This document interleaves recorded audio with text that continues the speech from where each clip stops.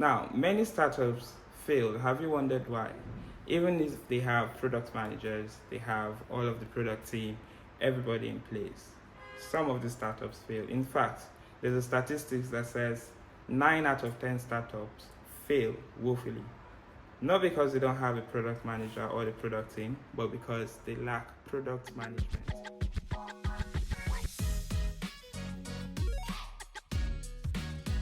Hi everyone, welcome to my YouTube channel. Today I'll be talking about product management and the things you should know before you take on that journey of being a product manager.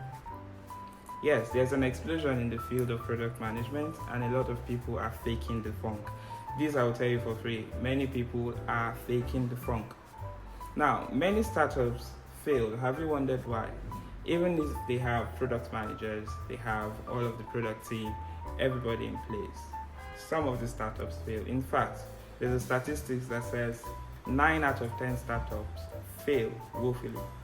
Not because they don't have a product manager or the product team, but because they lack product management. Now, these are two different things. You could have a product manager and your company is completely lacking in product management. So before you even take the first step of being a product manager, you need to understand exactly what you're stepping into, what exactly is product management, and how can you fit yourself in that mainstream of product management. The first thing you should know is what a product actually is. A product is not any physical thing that you can lay hold of. It's an arbitrary concept. A product is anything that offers value and is a container for conveying value. If you look at the Scrum guide, it tells you exactly what a product is, and this is what I've just described. Anything that offers value or conveys value is considered as a product. So if you have a wristwatch, it helps you tell the time, it is a product. If you have a notebook, it helps you take down notes, it is a product. Anything at all that helps convey value should be considered as a product. And the role of a product manager is to be able to manage the whole process end to end for this particular container that conveys value. So who are you as a product manager in this sense? It means you are a value maximizer, someone who wants to create value for the business, create value for the customers, and create value for even the team that are developing the product. How do you create value for the business? You need to make sure the product is economically viable, which means people are willing to pay for the product. So you have to do all the due diligences, check the boxes that need checking to ensure that this product is not going to launch and be dead on arrival. The second thing you should pay attention to is how do you create value for the customers. So this needs to be desirable to your users, because if you create a product and nobody wants to use them, then nobody's going to adopt that product and nobody's going to pay for them on the long run. We have tons and tons of examples of where products are launched and nobody gets to use them, download them, or buy them. The third point is you want to be able to create value for the development team. You need to make sure that this product is technically feasible and making sure that every work that's been put into that product is valuable. You do not want to run in the wrong direction for far too long. And so if you must fail, you need to fail as fast as possible, as forward as possible, and as quickly as possible. You need to be able to create something that tests your hypothesis. Remember, a product is a value conveyor. You are making a lot of assumptions in creating value for your users. So you need to have an empirical approach that is evidence-based, making sure that you validated this requirement for your users. You do not just go in your average tower and hypothesize what the users would need. You can do that, but it doesn't end there. You need to validate. Are there actual pain points that this product is looking to address? Are there actual value that this product is helping our users to gain? What sort of relief are we providing for our users' pain? How are we playing in this market? Who are other competition that we need to consider? What strategies do we need to adopt in order to launch a successful product? Then you need to have the mindset for always inspecting and adapting. This is fully supported by Scrum and Agile, which means you're always looking at how things are progressing, looking at what is happening, especially with the product and how it is being interacted with by your users and the market, and what you need to do to improve it. So that's the point of adaptation, changing, and pivoting when the time is right. So before you even begin to embark on that journey as a product manager, you have to ask yourself, how do I make a product technically feasible with the development team? How do I ensure that the product is economically viable for the business, creating value for the business? How do I ensure that the product is desirable for our users, creating value for our users? Because a product will fail if any of these three things are not checked.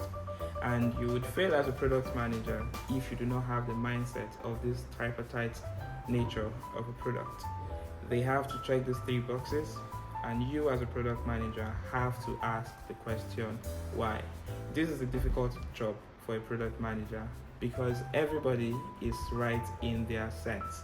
When they ask you to build something or deliver on a product, everybody has the euphoria of what this product should do and what sort of value they are looking to gain from it at the end of the day. As a product manager, you have to be comfortable enough to ask the question, why? Why do we need to build this? Why should we do this? You could use the 5 why methodology to ask 5 whys. Why should we do this? Oh, there's a problem. Why is that a problem? We need to solve it this way. Why do we need to solve it that way? You need to ask such questions in order to establish the baseline for even beginning to work on that product. Asking why does not mean you're arrogant. You have to ask it, of course, in a nice way. But it just means you want to be sure that everybody understands the essence of that product and everybody is on the same page for the product's development and success. The other thing you need to consider is being able to communicate effectively with your stakeholders. Remember, you're working with multiple arms of the business. You're working with commercial, you're working with legal, you're working with every aspect of the business to ensure the success of the product. You need to be able to communicate effectively and manage stakeholders. Aside from having this mindset and being able to communicate with stakeholders, you need to be able to manage timelines and expectations.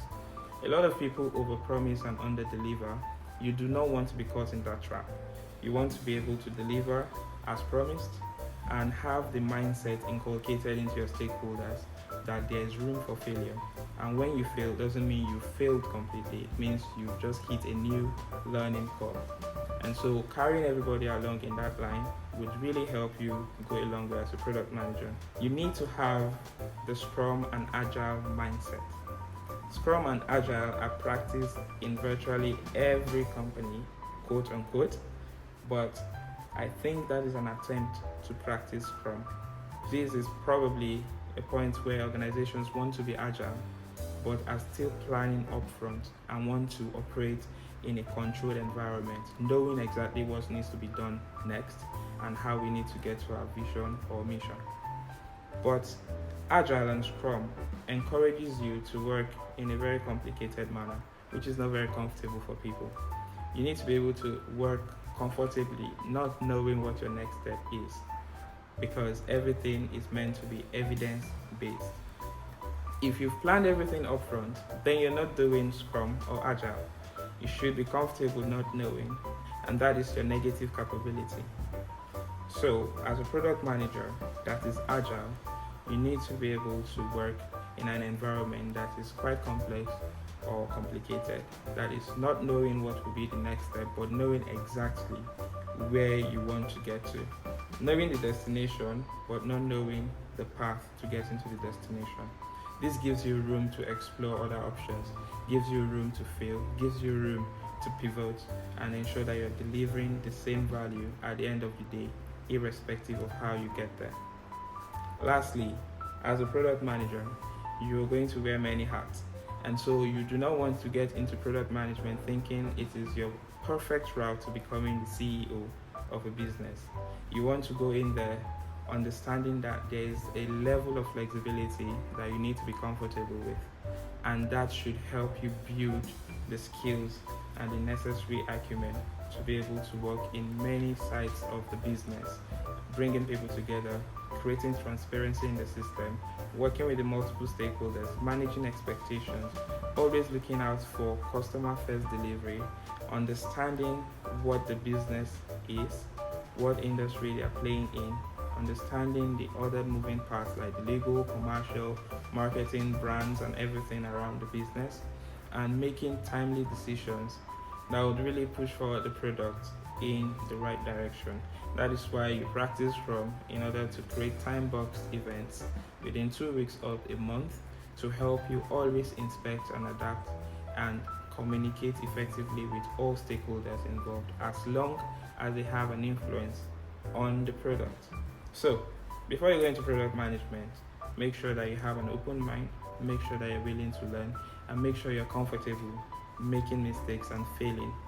But above and beyond everything, understand that it is a learning curve that is cyclic. So you build, you measure, you learn, and repeat. That is product management in a nutshell. And I think you're in a better position to make a good decision about whether or not you want to be a product manager. And this is my 2 cents, and this is my opinion about product management based on my experience and interaction with other product managers. Do let me know what you think in the comment section, and I will be prompt to respond to it, and even probably make a video if you have any questions in response to your comment. Please like and subscribe to this. Please like and subscribe to this YouTube channel, and you can share this video as well if you find it very useful to whoever you think might also find it useful. Thank you for sticking around. Until next time, keep learning, keep growing, and keep leading. Bye.